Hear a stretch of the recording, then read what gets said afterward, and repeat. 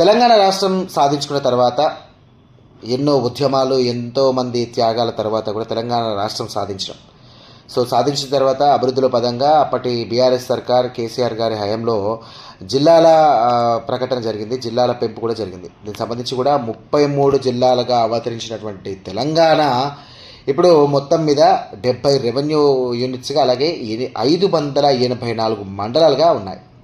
So 33 జిల్లాల ఉన్నటువంటి తెలంగాణ అసలు ఎంతో గొప్ప చరిత్ర కలిగి ఉన్నటువంటి తెలంగాణ మనది. అయితే మధ్యకాలంలో కాంగ్రెస్ పార్టీ అధికారంలోకి వచ్చిన తర్వాత జిల్లాల మార్పు ఉంటుంది, లేదంటే జిల్లాలు తీసేస్తారని చెప్పేసి పెద్ద ఎత్తున కూడా చర్చ జరిగింది. దీనికి సంబంధించి కూడా తెలంగాణ ముఖ్యమంత్రి అయినటువంటి సీఎం రేవంత్ రెడ్డి మొన్న జరిగినటువంటి వరంగల్ జిల్లాలో ఒక స్టేట్మెంట్ పాస్ చేశారు. ఏంటంటే ఉమ్మడి వరంగల్ జిల్లాకు గొప్ప చరిత్ర ఉందని చెప్పేసి అన్నారు ఆయన. ఇక దేశానికి నాయకత్వం వహించినటువంటి మాజీ ప్రధాని పివి నరసింహారావు ఈ ప్రాంతాన్ని నుండే ప్రాతినిధ్యం వహించారని చెప్పేసి ఆయన గుర్తు చేసుకున్నారు.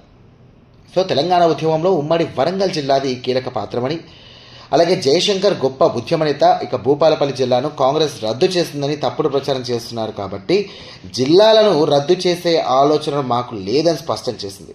కావాలనే ఇది ఒక రూమర్గా క్రియేట్ చేసేసి పెద్ద ఎత్తున కూడా ప్రచారాలు చేస్తూ ఉన్నారు. కానీ జిల్లాల మార్పు కానీ, జిల్లాలకు సంబంధించినటువంటి రద్దు కానీ ఎటువంటి అంశం అనేది లేదు. ఒకవేళ అట్లాంటి స్టాండ్ మనం తీసుకుంటే కనుక ముందుగానే ప్రకటిస్తామని చెప్పేసి చెప్పడం జరిగింది. సో ఎట్లాస్ట్ తెలంగాణలో జిల్లాల విభజన అనేది లేదు, అలాగే జిల్లాల రద్దు అనేది కూడా లేదని చెప్పేసి క్లారిటీగా సాక్షాత్ తెలంగాణ ముఖ్యమంత్రి రేవంత్ రెడ్డి చెప్పడం జరిగింది. సో చూడాలి మరి దీని మీద ప్రజలు కానివ్వండి, స్థానిక నాయకులు కానివ్వండి, లేకపోతే ప్రతిపక్ష పార్టీలకు సంబంధించి కూడా ఎలా రెస్పాండ్ అవుతారో వేచి చూడాలి.